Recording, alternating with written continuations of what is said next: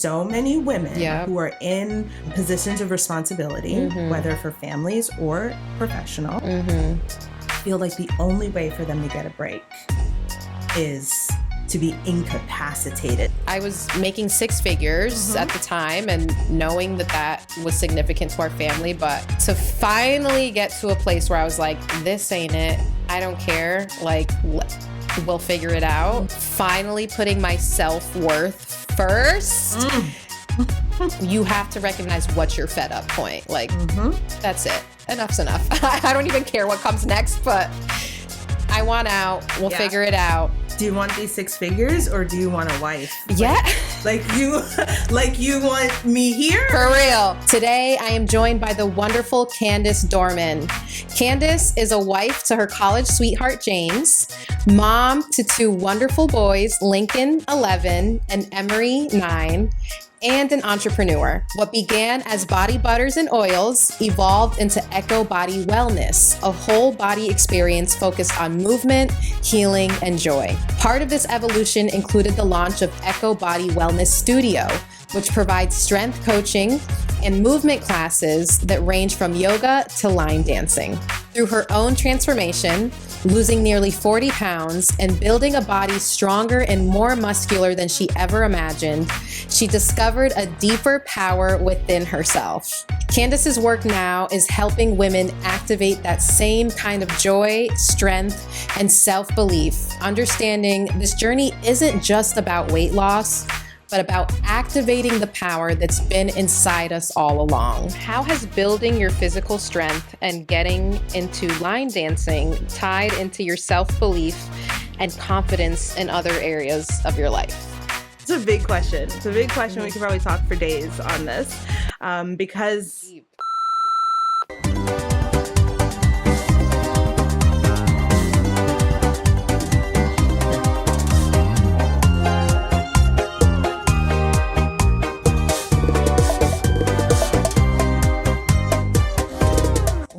Welcome to the Mindshift Mami Show, Candice. Thank you so much, Jasree. It's so wonderful to be here. Thank you. And it is so good to have you here. I'm so happy that you're here. You've worn many hats. You've been a nonprofit leader, a daycare owner, a skincare founder, a studio owner. How do you recognize when it is time to reinvent yourself? When I realize it's time to take a new step is generally when I start to be afraid of making mistakes. Okay. When I'm in flow, I feel best when I feel good about what I'm doing, when I feel like maybe I don't know exactly how to do it, but I know that I can figure it out. And that's when I feel best and when I do my best work. But I found in, organized professional life, which I don't even have the words anymore. I've been out of the professional corporate world for so long now that thankfully at this point I have lost that corporate jargon that like let's put the brass tacks and let's put a pin in it. Like I've totally lost all of that, which feels really good because I hated it. I hated it. That's so funny. So once I'm in a role and I'm trying to keep it and I'm trying to get to the next step and I'm trying not to mess anything up is actually when I start to make the most mistakes. Yeah. And then you have to recover from mistakes and you start to feel bad. And so then it becomes this cycle. And so I'm not saying that my first mistake or my first couple mistakes signal to me that it's time to go. But I do get to a point where I'm afraid of making mistakes, or I'm afraid of doing something wrong, or I'm afraid of what'll happen if I lose this or if I don't get the promotion or the next kind of thing. And that I realize now, that doesn't feel good, right? And you can't actually do good work when you're afraid. Being able to self-determine when something ends so that you can take your next step as opposed to allowing an end to happen to you and then you have to recover. It doesn't have to be because of some explosion. Right. But it could be the writing on the wall. It could be I don't feel so great about it anymore. But all of those reasons are valid, even if it's just me. That's when you knew, oh, I gotta go. Like I'm not growing here. I mean, it's even physical, I would say. when I think about some of my toughest transitions, my toughest professional transitions, towards the end, I actually started having night terrors. Okay. So it's not just you feel like a little thing. It's just, I couldn't turn my brain off. I couldn't stop worrying. I couldn't, right? And have you ever had a night terror? I don't know. I've had bad dreams, but I feel like they're like a really, really bad dream. So a night terror is closer to sleepwalking. Oh my goodness. Than to just dreaming. Okay. And it's I don't know what the actual definition is, but I'll tell you from experience. Yes. What would happen is I'm afraid of spiders. Okay. Not like scared. I mean, clearly they present in my night terrors, right? Like I'm not going to run out of the room, but like I don't want to be. You don't want to be there. I don't want to touch it. Right? I'm not going to catch it and let it hold right in my hand, but I'm not going to start crying. Okay. But I don't like them. Okay. And my night terrors always look spidery. Okay. It's always like an ethereal thing that's like spidery or like a octopus. It's just like lots of things. You know what I mean? So what would happen is like I'm already stressed at work. Yeah. Right. Yep. So you're stressed. That's You've got all these things going on. You're trying to fix something or something happened or you're trying to make sure something doesn't happen. And so then you go to sleep stressed. Right. So then I would get into these like stressful dreams that are really just either replaying something that happened at work or I don't know if you get this way where when something is gonna happen, you're sort of like thinking, and then I'm gonna do this, getting anxious. You're just anxious thinking about things. Trying to plan it out and control it. Control it. Meanwhile, you're in your house. It's 11 o'clock at night, right? You can't control anything. And none of this is probably going to happen. And you were going to all these scenarios. So what it means is that you go to sleep. It's not restful. Yeah, you're not for calm. sure. You haven't actually gone to sleep. Your brain doesn't know you're actually asleep. Everything is out of whack. So I would fall asleep. And then I'd be confused in some crazy dream. And then I would open my eyes and coming down from the ceiling is like something. Yes. So I would open my eyes and I would see this. And so then I'm like, but I'm awake. Okay, I got you. Right? I think I have had one of these before. Now that you're telling me. I know this is real. And I know my eyes are open. How am I still seeing Yes, you just brought me back. Yep. Right? And I haven't had these a lot, but it's different. You're right. But it comes, if you can find it, you'll start to see what else was happening around you that time. Okay. And so you know that you're awake and you know that you're seeing something that's not real. Yeah. But in that moment, it feels so real. Yes. Especially when you're laying in your bed at night and it's like an environment that you're so used to. Right. It's like, okay, I woke up from, and if the dream was like weird before, then it's like, okay, you think you woke up. So it's over, right? Like but it isn't. It's like continues. And so you're awake, you know you're awake, you know your eyes are open, but you can still see it. And then that scares you because you're like, I thought I was awake. Yep. And now your brain is like, ma'am, are we awake or are we not awake? Yes. So scary. But when I think that I haven't had a night terror in a long time, right? When I think about when that has happened, you were able to recognize the pattern. I can recall that story really clearly, and it was tied to a really specific job that I had and a really specific time, and right after that I got fired, right? Like it just I was like, okay, these are the signs. Yeah. It is not good. It's so true though. Right? I'm a big believer in our dreams just telling us messages as it is, and Molly, you in danger, girl. But it's so true. Just even, you breaking it down. And I think that's important for other people to think about. If they're experiencing night terrors, chances are some life stuff happening. Yeah, life is life in some way, and maybe it's time to kind of evaluate where you can empower yourself in fully awake mode to like make some changes it's because your consciousness is not, because I do think it's our consciousness trying to give us messaging like, okay, you're feeling this way and like, right. And you're not listening in the day-to-day when things are happening, and you're not recognizing in your day-to-day when things don't feel good or when you're not enjoying something. So now I'm going to send you something that really don't feel good. Literally. My mom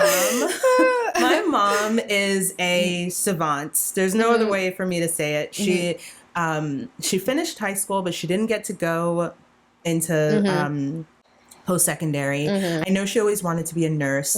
She could have been a doctor for sure. She's the smartest person that I know, right? And she just knows, and it's probably why I know just enough about a lot of things, right? And so she always explains things to me like Mr. Brain, and I don't know why it's a man now I think about it, but anyway, Mr. Brain, and just all the different ways that things in your body happen. Okay.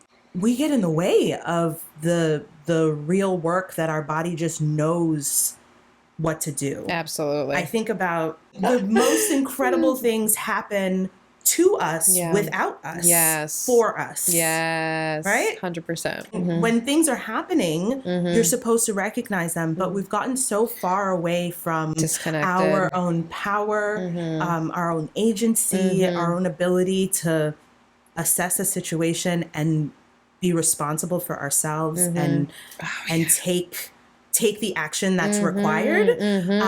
We're so far away from that. And so all of those things were happening, right? All of those things were happening before the night terrors. But was I experiencing that? Did I feel like I could say, I don't want to do this anymore, or I don't like that, or I don't, right? I wasn't. I wasn't. And so Mr. Brain goes, listen, you got to get out of here. And all the easy ways you're ignoring, all the easy signs, all the English words, all the messages I'm sending you, all the like, I don't know if you've ever gotten like a stress pimple or like a stress cold sore. Girl, I was curled up in the fetal position, crying my eyes out because of a meeting. Because somebody said something that like hurt my feelings, and I'm like so affected by this job. And still in that moment, you probably took responsibility for it. Yeah. Oh my gosh. Right? It's like, it's like, what did I say? What did I do? And don't get me wrong. There's always, I'm not trying to say completely rid yourself of any self-accountability if you're really out here being a menace, but it was definitely not that. It was, for me, it was things as microaggressions and just miscommunications and all the details, all the work that I just was realizing, I don't want to do this anymore. Like realizing the meeting about the meeting and the emails and the miscommunication, the microaggressions, all of that. The voice you have to put on. Yeah. That's all I sound like. I didn't know what I sounded like. For me, I feel like I was myself and then other people had voices on. So then that's even tough too, where you're actually not masking, and it's so foreign to other people that by you not masking it causes issues. Yes, that's real. So that was painful because that's really like what is like I'm just being myself. I'm just asking questions. You told me to be myself. Yeah. Why is this like now? Why am I hurting? Like, so for me, it was finally giving myself permission to listen to my body, look at myself from the outside in the fetal position in my couch in my office crying, like, why are you letting yourself go through this? Or like, why, you don't gotta deal with this, right? Like, it was finally one too many times where I'm like, this ain't it. Right. And I deserve more. And this isn't what my life needs to be. And maybe there's something here that I need to pay attention to where this just isn't the space that I'm meant to be in anymore because every little thing is affecting me so much. Because that was the thing for me. It wasn't that like it was these huge things. It was like, why does this hurt so much? Ow, ow. When I talked to my husband about it, when I had the discussion about, okay, I want to leave the workforce. I could not equate it to anything other than it feels like I'm dying inside. I feel, and it sounded, it might be dramatic. I know, not even you. Agreement. Yeah. It was me looking back at myself. Like an older version of me would have thought that's dramatic, but I did not have anything else to equate it to except a soul crushing. This is what people And also, mean when they say soul crushing. It was soul crushing. And nobody listens to you until you're dramatic. So we're taught to be dramatic, like to wait until the final straw, and then you gotta drama, like you gotta go out in a blaze. I was fed up. It's like you did. I probably said this a few times, and you didn't hear me. Yes. And you don't hear me until Absolutely. I'm dramatic. I tell my kids all the time, I was like, I don't want to yell. Yeah. I don't like yelling. But you don't listen until I yell. Yes. So you want to stop I'm yelling. Yeah. I said it nice twice. Mm-hmm. It was like a cry for help. Like, I'm drowning. No. And I think that's a big thing for women. I feel like we feel like we need to be strong. We need to be tough for our family. And I felt like I had to ride it out. I was making six figures at the time and knowing that was significant to our family. But to finally get to a place where I was like, this ain't it. I don't care. Like, we'll figure it out. Finally putting my self-worth first at 32 years of age. Yeah. Is kind of a wild concept. It's sad to me, but I know it's a reality for so many of us women. Where, to your point, we're like indoctrinated to not put ourselves first. Right. So then when you finally do, it's like still a little scary, but like you have to recognize what's your fed up point. Like, that's it. Enough's enough. I don't even care what comes next, but I want out. We'll figure it out. Do you want these six figures or do you want a wife? Yeah. Like you want me here? For real. Like I was just talking to my husband the other day and I heard myself saying this and it felt dramatic. And I wasn't necessarily talking about myself, but you're always kind of talking about yourself.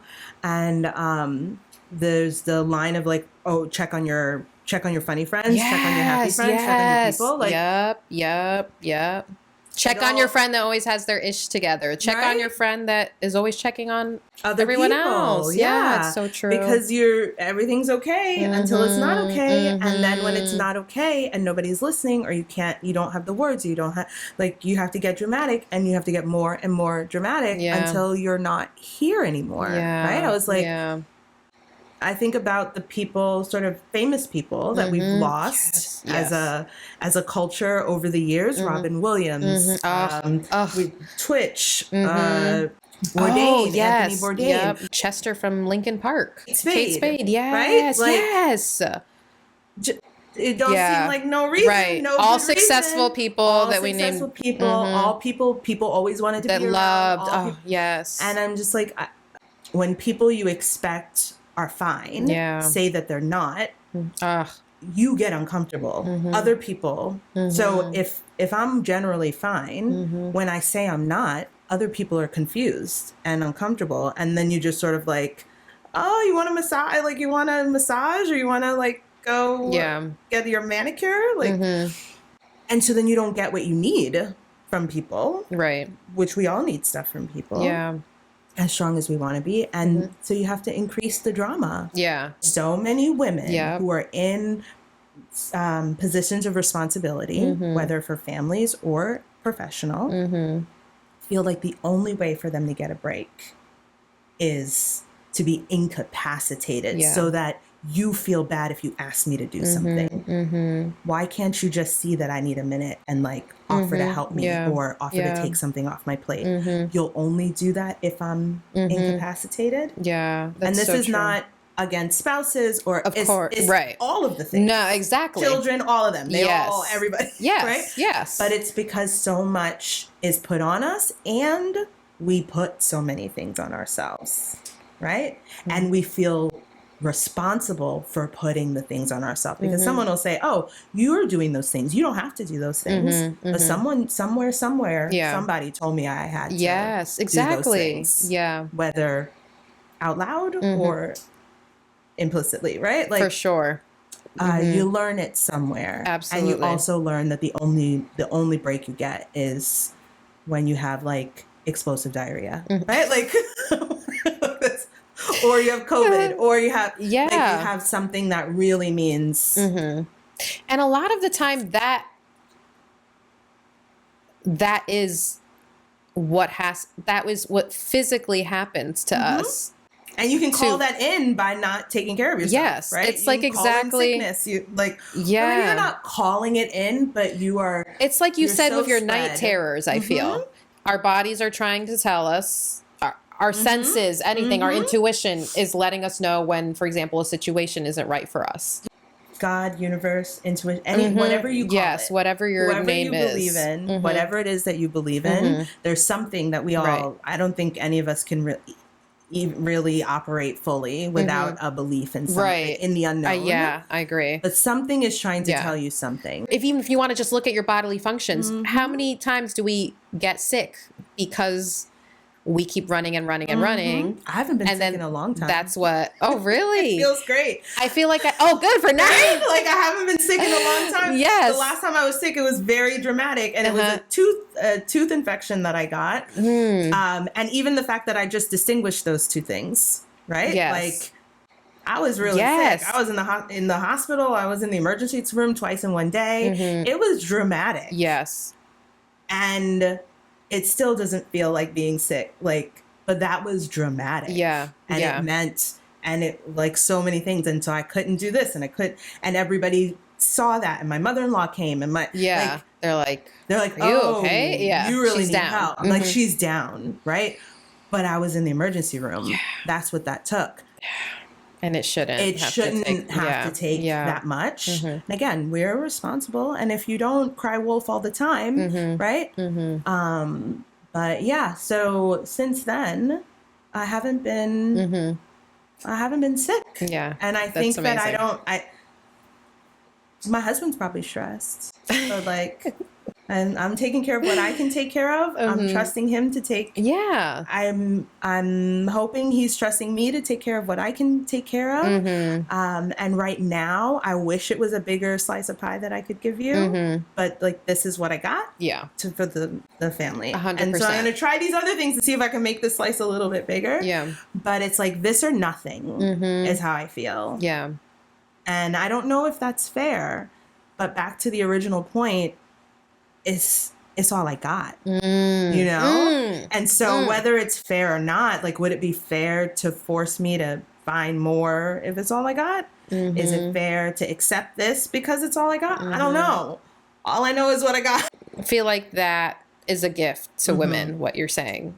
And I can just resonate with that completely. That's exactly where I'm at, you know, after it's been about a year since leaving the corporate space and I was like, I need to take a sabbatical. I need to rest.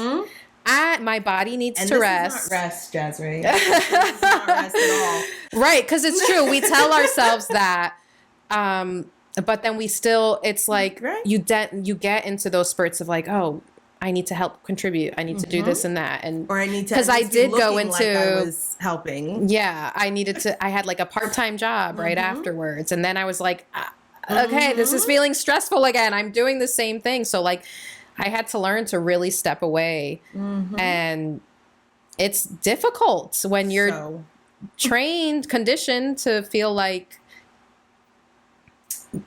the only way or one of the main ways that we have to contribute to our families is through financial means. And I'm learning to embody more and resist that more, specifically as a woman, specifically as a mother.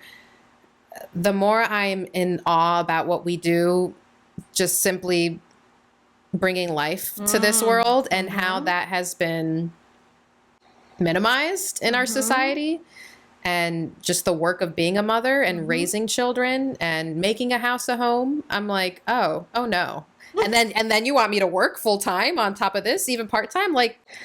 Yeah. No. Really putting the power back into that role that it is, being simply a housewife if you want to be a housewife, but then, exploring whatever your passions are in natural timing. Because I think for me, it's that struggle of, okay, I know I want to do certain things. I know I want to make money. I know I do want to contribute to my family, but am I doing it out of fear based thinking and desperation and anxiety, or am I doing it out of more of a calm, purposeful, waiting on the right, letting the right timing kind of unfold itself type of space? I know that men have their own indoctrinated, right? Culture passed down way of feeling responsible, should be feeling responsible. We all should be feeling responsible for our families, right? And I think the point is when one type of responsibility is elevated over the other. I think with partnership, it's helpful, right? We fill the gaps. I don't think we could both be right now trying to find ourselves. And I recognize that it's my turn right now. Yes. That I took the turn. Absolutely. And that the whole goal here is that I get into a position so that if and when it becomes your turn, then I can carry. Yeah. It's not like I don't think if I was able, I wouldn't, right? If I was able, you got it. I think if I got it, you got it. Yes. Right? That's so, I resonate with that. Okay. So I want to shift a little bit into your workout journey. Okay. How has building your physical strength and getting into line dancing tied into your self-belief and confidence in other areas of your life? It's a big question. It's a big question. We could probably talk for days on this because physical appearance is so important as a woman, right? So much of your value, whether self-worth or how other people value you, is tied to what you look like. It's very clear what our cultural norms are. So I would say that I just, by 2023, I was maybe 20 pounds overweight. Okay. And 2022 and 2023 is the year I did the campaign. I did a mayoral campaign in Hartford. And you can just imagine on the campaign trail, there's lots of pizza. There's lots of like late nights pizza, early, like the whole thing. And so I'm not blaming the campaign, but it didn't Giving help, context. right? I'm just giving context. But 20 pounds was a lot. And I knew that I felt off, but it wasn't that bad. And then I'm pretty tall. I'm 5'9". That doesn't feel tall to me, but it feels tall to other people. And people are like, oh, my favorite is Caribbean people who are like, oh, you get big, but you look fine. Just don't get any bigger.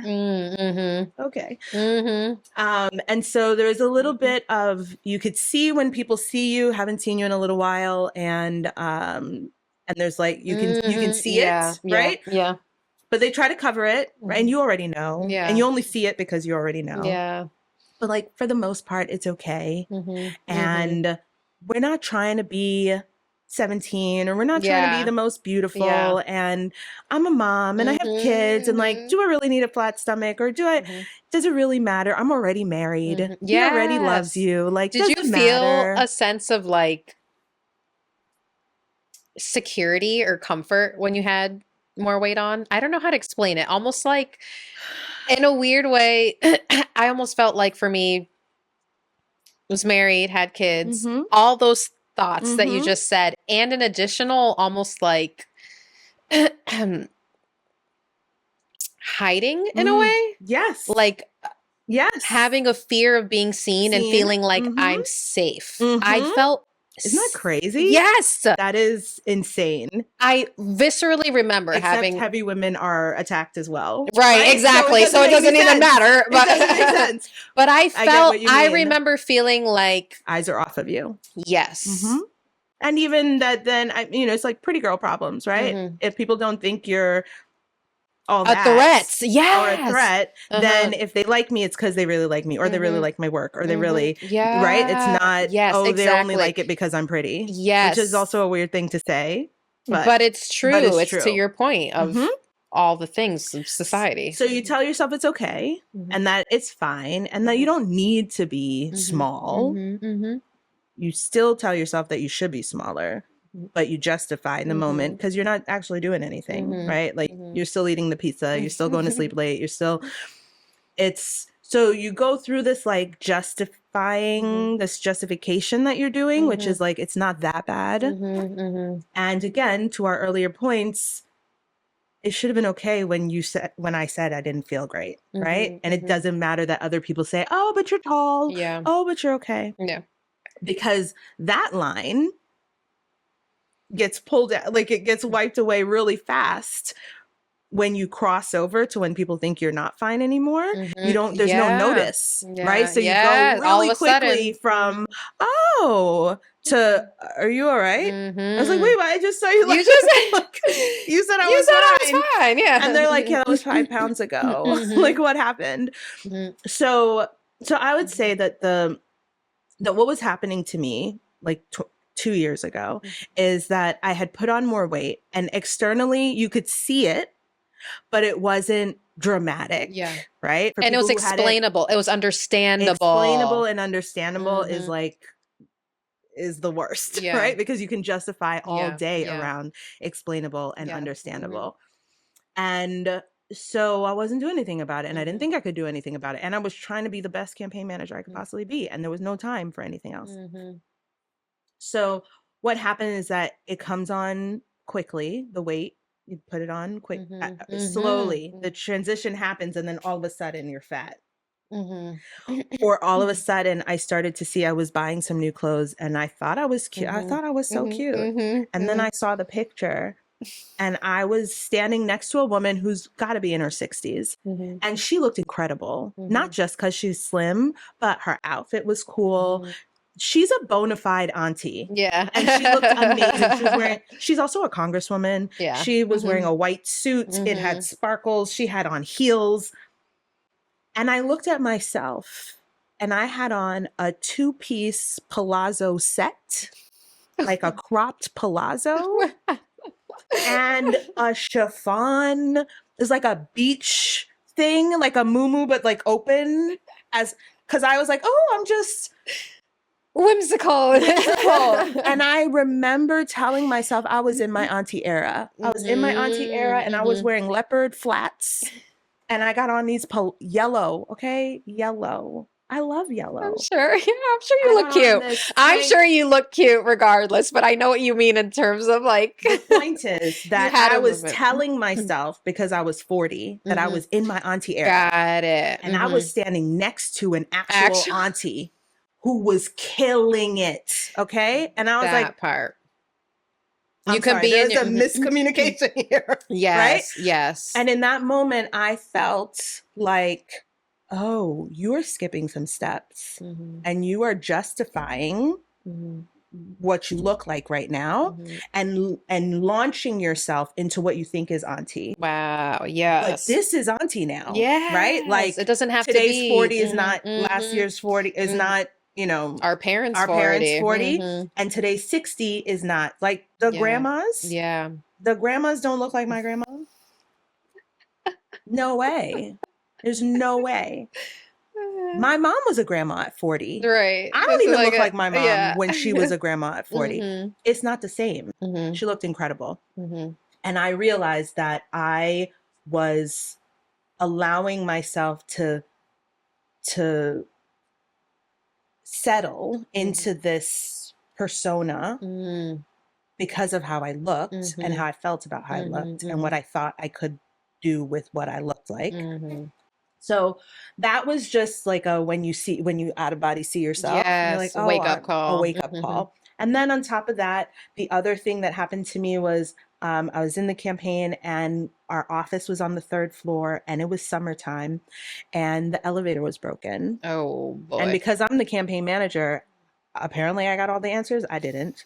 But I would be traipsing up 3 flights of stairs, well, all kind of accoutrements. And someone would always be at the top of the stairs or at the office door as soon as I got there with a lot of questions. Can you just hold on a minute? Can I just put down like I was barely breathing, and talk about people not paying attention to you because they think you know all the things and they're not seeing the signs. And I was so embarrassed. And so maybe if the elevator wasn't broken, it wouldn't have happened. Like I wouldn't have started. You were also going up 3 flights of stairs, holding things. Flights of stairs. I was holding stuff, and then people wanted answers from me, and I could not talk. I could not breathe. My knees were hurting. I was sweating. I just felt reckless, wild. I felt wild, and it didn't feel like how I should be feeling in the best, cleanest sense of that word, right? If we forget the like shoulds and whatever, there's no reason I should be feeling like this in this moment. So something's got to happen. Now I was still campaign, still get like all the things. And so what I did was I decided, that was somewhere in August, and I was like, when the children start school and they have aftercare, right? I will be able to go to the gym so I will drop them at school, and then I will go to the gym, and then I will go to Hartford, because then I can start there later, stay there later. There's aftercare. James can pick them up later, like all of this stuff. And so, and also in the last, whenever it was cool, the Atomic Habits, I read that whenever that came out. And so I knew about habit stacking. And so I was like, I drop off the kids, I go to the gym, I go to Hartford. Drop off the kids, I go to the gym, I go to Hartford. And that was going to be my new thing. I didn't know what I was doing at the gym. What were you doing your first days? No idea. On the treadmill. Okay. I remember there was a day I took a cup of coffee on the treadmill. Okay. I didn't know what I was doing. I just was like, as long as I'm here. Exactly. That's the first. Exactly. It's like, if I can just convince myself to go and make that a habit. Yeah. So habit stack the gym with the drop off, with the going to work. If I can make the gym a habit, that then I'm not thinking about it, just normal, then I can add something else. Instead of when you try to like, oh my God, I got to change my whole life. Yes. Yeah. And now I'm going to wake up early. I'm going to journal. I'm going to drink water. I'm going to like, it's too much. It's too much. So that's what I was doing. And this is just a long way of saying that when I wasn't working out, again, talking about giving all of yourself, I was giving all of myself to the project that I was working on while trying to be the best mom, while trying to be but I wasn't giving any of myself to me. And the only way I saw that was in that picture. Because I didn't see it when my knees were hurting. And I didn't see it when I walked up the stairs and I couldn't breathe, but nobody was there. I only saw it when somebody was there, and then I was embarrassed. But I was out of breath when nobody was there. And I was just like, all right, it's fine. It's fine, right? It's not till it's in front of other people that then you're like, oh, but I can't let them see me like that. I shouldn't have seen me like that. You know? Taking the time, even from the campaign, right? I can't come in before 10 because I have to do this, because I couldn't breathe walking up the stairs. And you expect me to be here until 9 o'clock at night. Right. Anyways. Right. So like, it's funny how that helped you set those boundaries that sounded like you needed anyways, by helping yourself in one way. Right. Yeah. The not seeing those things, we were talking earlier about when the signs are coming and you're just not listening to them. Right. And so it's not till something dramatic happens. And for most people, that's diabetes or pre-diabetes or something worse, right? Yeah. That's diabetes is the thing most people are afraid of because it's such a consistent thing you have to deal with. But lots of things can happen that are super dramatic. And so this is the least dramatic thing that could have happened to me. And thank goodness that I listened at that point, right?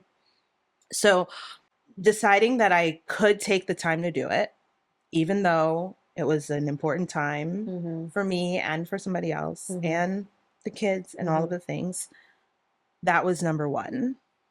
And then also believing that as long as I was there, that was good enough until that wasn't. And then you add something else, right? But I think what stops people the most is is all or nothing. If I can't do it every day, all the time, hard, then I should wait until I can do that. Right. And in my case, I was like, I'm just going to go every day. I don't know what I'm going to do. But I'm just going to go. Just practice going.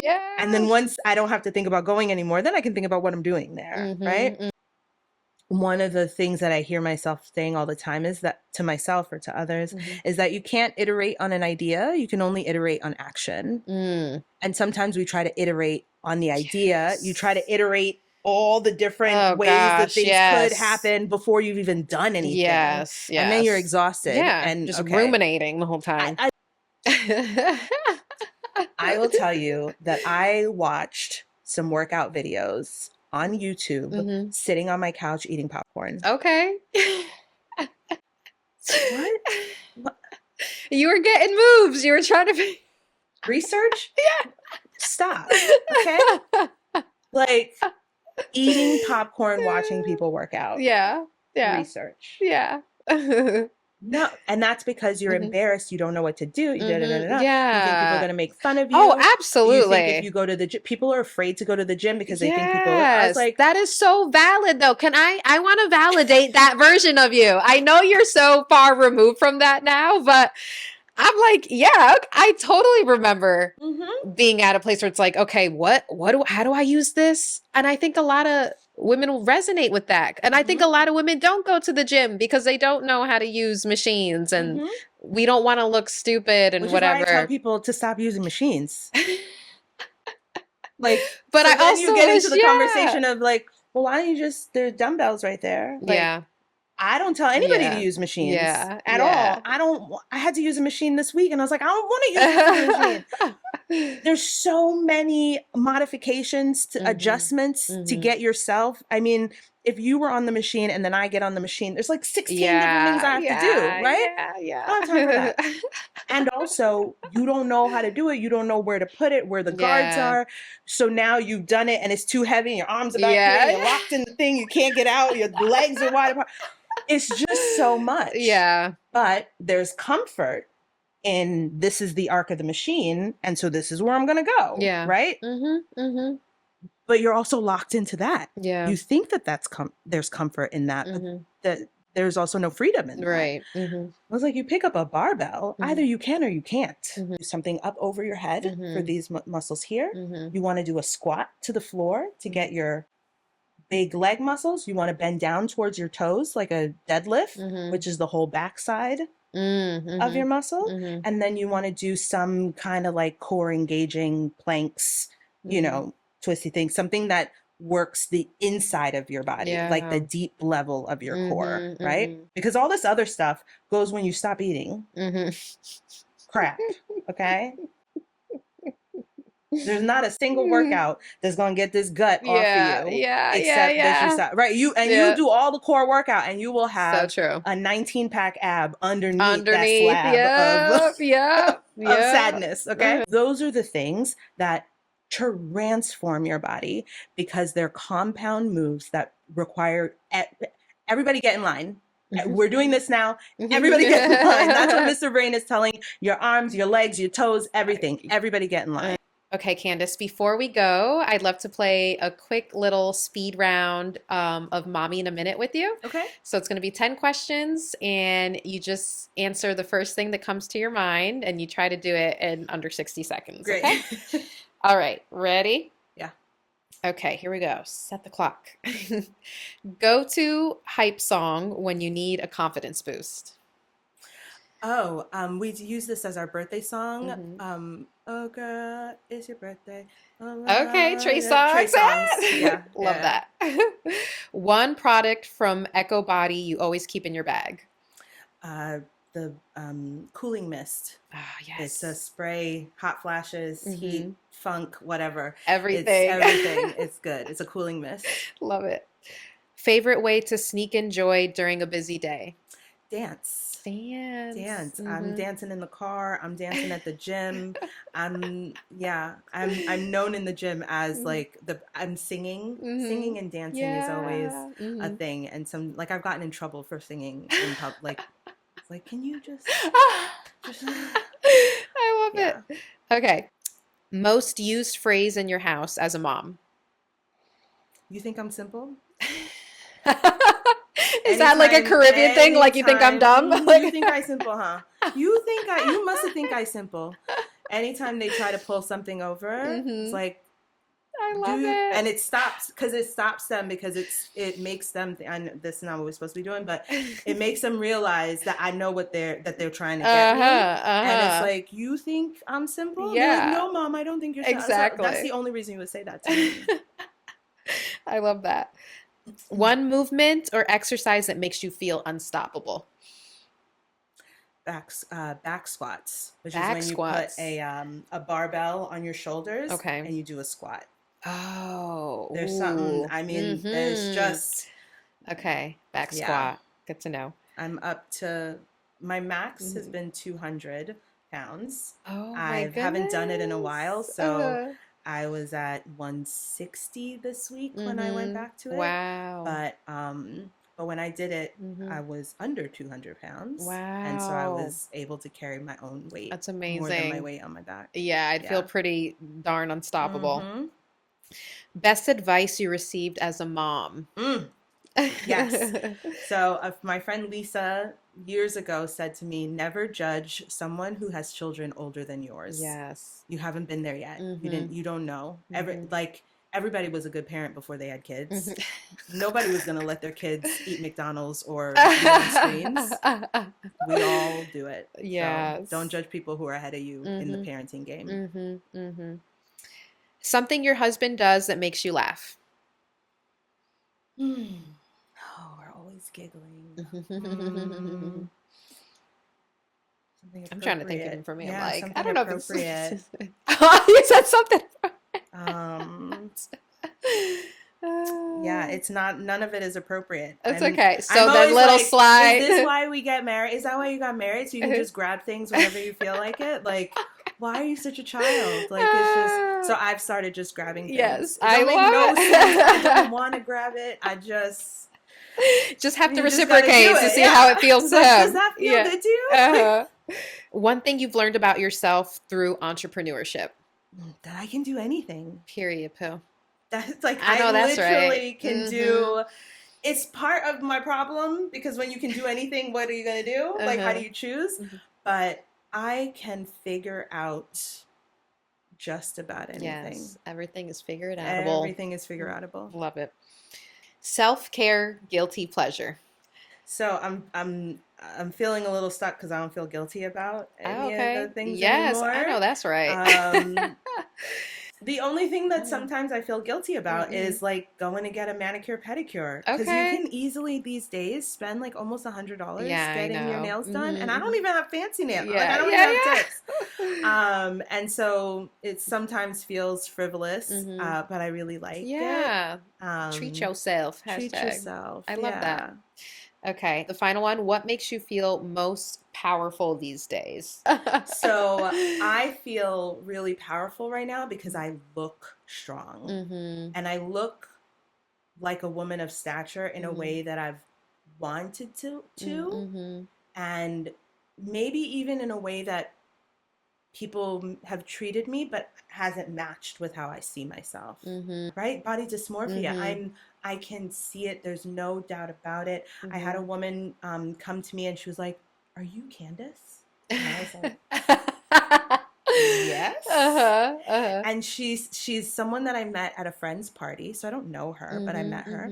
And she said, "I had to go onto Facebook and look for you, like through our mutual friends, because I thought it was you, but you look so different from the last time I saw you." Right? That I had to go and double check. Yeah.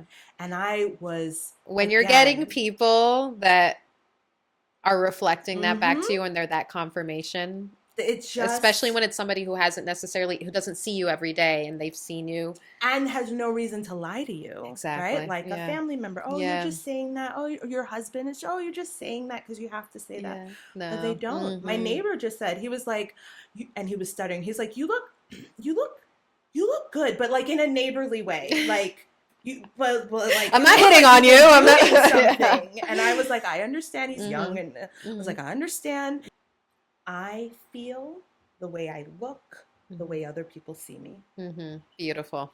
It's finally. And so the reason why now I offer this as a service to other people, right? The reason why I'm offering the Ekow Body Wellness Studio, there is someone who's not doing this because they don't have someone to talk to about it. And that person knows and trusts me. And this means that they can. To get someone else to be able to feel like I feel shiny. I feel I just like literally glowing. I don't even need these lights, right?